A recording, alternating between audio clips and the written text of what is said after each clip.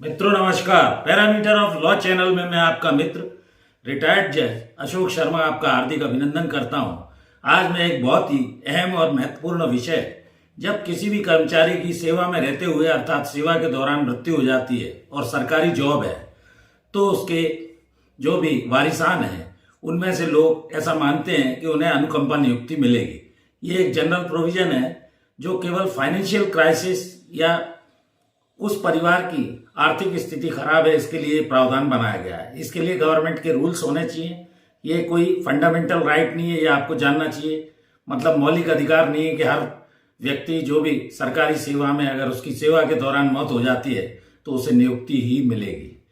कुछ ऐसी महत्वपूर्ण बातों को लेकर कई केस लॉ हुए हैं जिन्हें आपको जानना चाहिए। अब ये मैं आपको खास खास बात इसमें बताता हूँ। तो कोई भी व्यक्ति, उसके लिए ये पोस्ट रिजर्व नहीं है, ऐसा नहीं मान सकता कि उसके वारिसान को कंपनसेटेड अपॉइंटमेंट या अनुकंपा नियुक्ति आवश्यक तौर पर मिलेगी। मृतक की मौत के बाद तत्काल एक तो इसमें आवेदन देना आवश्यक है। एक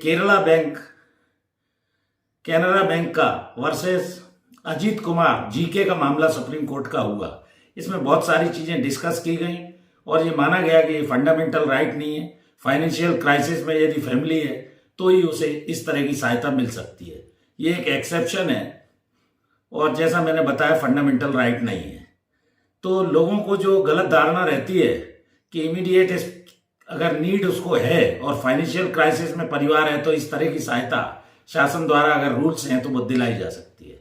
दूसरा, गवर्नमेंट का कोई भी ऐसा अगर रूल नहीं है तो नहीं मिलेगी। पहली चीज, इसमें स्क्रूटनी की जाएगी, देखा जाएगा और मृतक की जगह वास्तव में उसके कौन से वैधानिक उत्तराधिकारी हैं, उनके बैंक खाते, जमीन और चीजें, पेंशन वेंशन, कोई प्रॉपर्टी है कि नहीं है, ये सारे फैक्टर देखे जाएंगे। तो ये एक एक्सेप्शनल स्थिति होती है और ह्यूमैनिटेरियन ग्राउंड पर इस तरह की नियुक्ति मिलती है, ये आपको जानना चाहिए।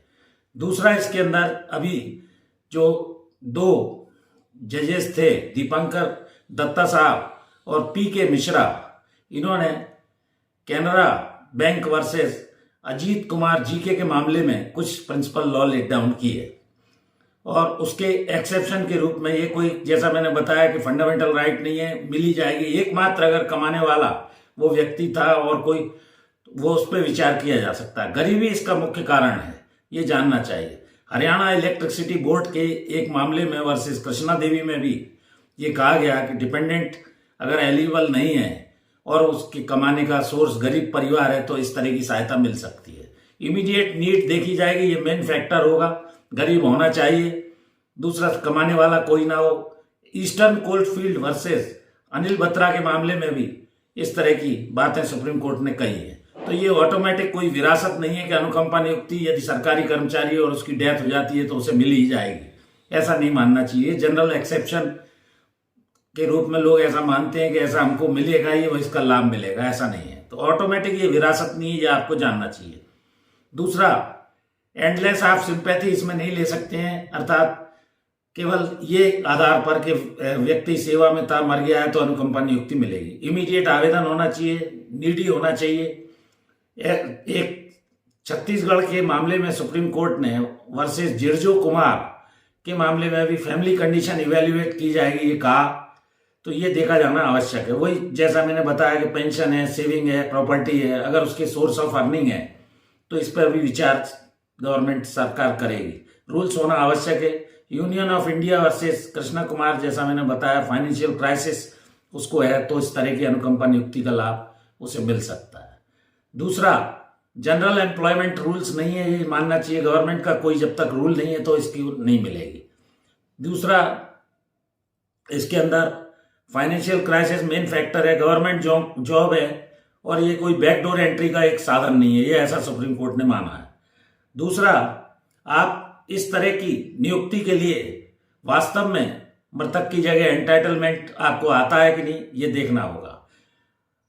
कई सालों बाद जो लोग आवेदन देते हैं और सोकर जागते हैं उसको इलीगल माना जाएगा। ये पोस्ट रिजर्वेशन का कोई साधन नहीं है, बैकडोर एंट्री इसमें नहीं की जा सकती है।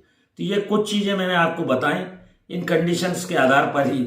ये कोई ऑटोमेटिक विरासत नहीं है जैसा लोग मानकर जनरल चलते हैं कि मृतक सेवा में था, मर गया तो उसके बच्चों को, वारिसान को लीगल नियुक्ति मिल जाएगी। अनुकंपा नियुक्ति के रूप में।